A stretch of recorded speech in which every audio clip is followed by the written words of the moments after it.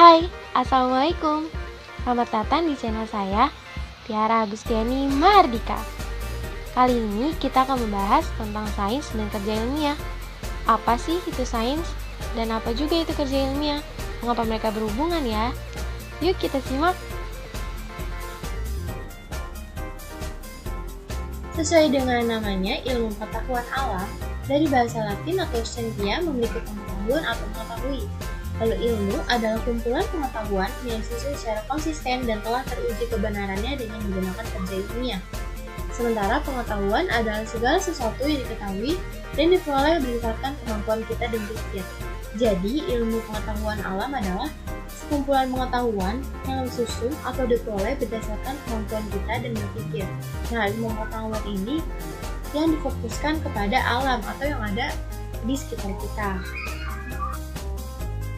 Nah, karena peristiwa alam itu tidak bisa ditebak ke depannya bagaimana, untuk itulah ada beberapa peneliti. Misal, Thomas Martin Lowry, penemu teori asam basa, Rutger Mender, penemu hukum hereditas, Joseph John Thomson, penemu elektron. Nah, mereka-mereka ini menemukan sesuatu hal yang baru yang berada di alam yang semoga ke depannya membuat dunia ini menjadi lebih baik. Saat mereka meneliti atau menemukan sesuatu, mereka tuh tidak semata-mata menemukan terus langsung ada. Mereka tuh mempunyai langkah-langkah sama step-stepnya. Gimana sih step-stepnya? Jadi kalau step atau langkah-langkah dalam sains dan kerja ilmiah namanya metode ilmiah.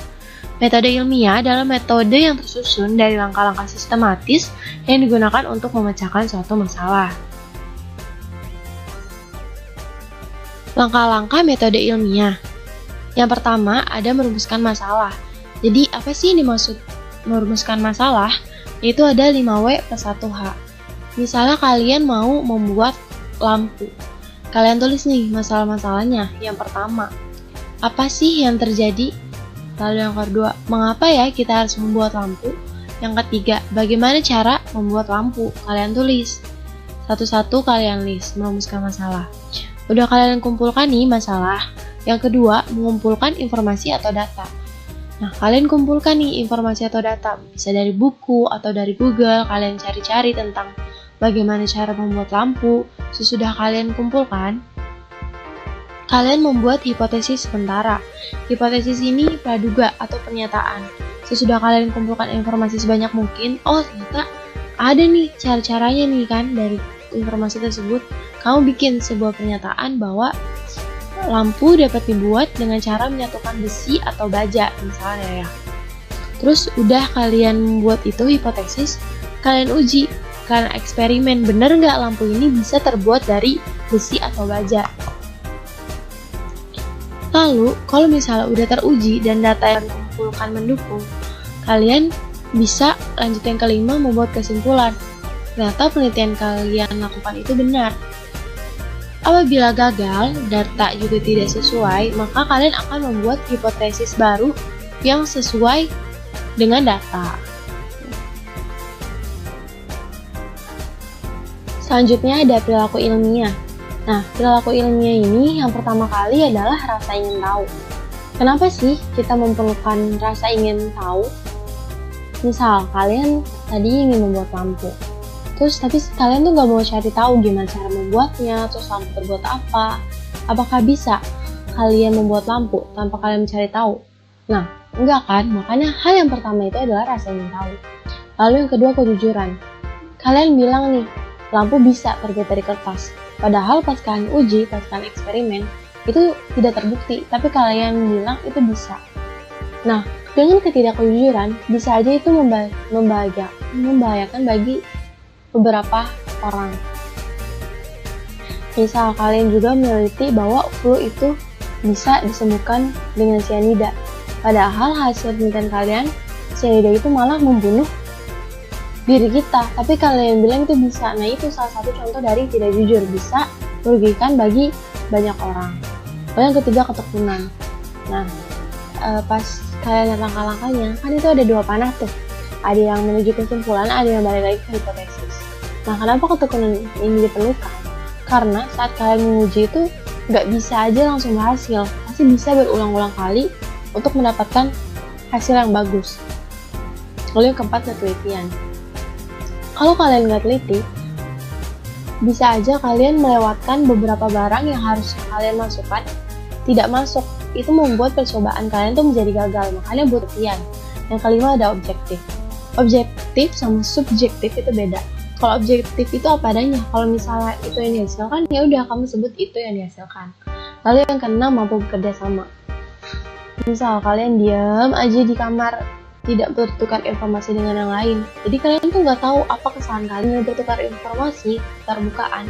Kalian bisa tahu nih salah kalian tuh di mana, sehingga kalian tuh nggak stuck di situ aja. Lalu yang ketujuh, bertanggung jawab dengan apa yang kalian buat.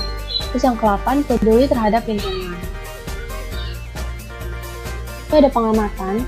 Jadi saat kita melakukan metode ilmiah ada namanya pengamatan. Nah, pengamatan adalah kegiatan melihat, mengamati, dan mencatat objek benda yang diamati di sekitar kita. Dalam pengamatan terjadi dibagi menjadi dua, ada namanya pengamatan kualitatif sama pengamatan kuantitatif. Pengamatan kualitatif adalah pengamatan yang menggunakan alat indera seperti mata, telinga, tangan, lidah, serta hidung. Alat indera itu misalnya mata untuk melihat, telinga untuk mendengar, tangan untuk meraba. Kalau pengamatan kuantitatif, pengamatan yang dilakukan dengan hasil berupa data yang dihasilkan oleh angka atau dapat diukur. Jadi pengamatan kuantitatif itu memerlukan yang namanya angka, ada ukurannya, ada jumlahnya, seperti itu. Nah, contohnya bagaimana? Coba di sini kita mempunyai gambar pertama, lalu gambar yang kedua. Kita sebut aja gambar yang pertama adalah A, gambar yang kedua adalah B. Kalian tebak, kira-kira mana sih pengamatan kuantitatif, mana pengamatan kualitatif? Kita beri waktu sampai 3 detik ya. 1, 2, 3. Ayo, siapa yang jawab pengamatan yang A kuantitatif? Berarti jawaban kalian udah bener nih. Nah, kenapa ya yang A itu disebut pengamatan kuantitatif? Tadi, sesuai dengan penjelasan atau artinya, pengamatan kuantitatif itu yang dapat terukur atau ada dapat nilainya. Di sini terlihat si ibu sedang mengukur tinggi anaknya. Ada angkanya, misalnya 120 cm berupa data. Nah, makanya termasuknya pengamatan kuantitatif. Lalu kenapa ya yang B masuknya pengamatan kualitatif? Nah, hal ini yaitu mencoba tangannya meraba tekstur dari daunnya. Ini termasuk pengamatan kualitatif karena menggunakan alat indera. Seperti itu. Paham ya perbedaan pengamatan kuantitatif dan pengamatan kualitatif? Coba kita latihan ya. Seorang siswa sedang melakukan pengamatan terhadap kucing. Dia mengamati kucing tersebut. Saat posisi kucing tertidur, dia mencatatnya. Saat posisi kucing sedang makan, dia mencatatnya kembali. Nah, pengamatan yang dilakukan siswa tersebut termasuk di dalam pengamatan. Kalian tulis di kolom komentar ya, kira-kira termasuk di dalam pengamatan apa. Selanjutnya ada variabel. Yang pertama ada variabel kontrol, adalah faktor yang dibuat sama persis dan terkendali. Lalu yang kedua itu variabel bebas, adalah faktor yang sengaja dibuat bervariasi untuk menemukan jawaban dari pertanyaan kita. Yang ketiga ada variabel terikat, adalah faktor yang merupakan hasil dari variabel kontrol dan bebas. Yang keempat ada variabel pengganggu, adalah faktor yang menyebabkan respon yang didapatkan dari harapan. Jadi variabel adalah faktor-faktor yang menentukan hasil dari penelitian kita. Maksudnya gimana tuh variabel kontrol, variabel bebas, terikat, sama pengganggu? Nah, di sini misalnya terdapat seorang siswa yang sedang melakukan percobaan terhadap kacang hijau dengan jumlahnya masing-masing 5, terus diberi label gelap dengan terang. Itu disebut variabel kontrol. Nah, tadi sesuai dengan namanya atau penjelasannya, variabel kontrol adalah yang dapat terkendali. Nah, makanya itu jumlah biji kacang hijau. Nah, lalu gimana variabel bebas? Jadi, variabel bebas adalah misalnya sinar matahari, yaitu dia ditaruh di tempat gelap sama ditaruh tempat terang. Nah, terus setelah dilakukan percobaan, didapatkan nih hasil penelitiannya. Ternyata saat di tempat gelap, total tingginya tanaman itu lebih tinggi dibanding cahaya terang. Karena hasil dari variabel kontrol dan variabel bebas, ini disebutnya variabel terikat. Variabel terikatnya apa? Yaitu ketinggian tanaman. Lalu terakhir ada variabel pengganggu. Misalnya pada saat kalian melakukan percobaan, dari kelima tersebut tuh ada 2 yang mati. Nah, ini biasanya disebabkan oleh serangan jamur, seperti itu. Nah, ini disebutnya variabel pengganggu. Wah, sekian dari video kali ini.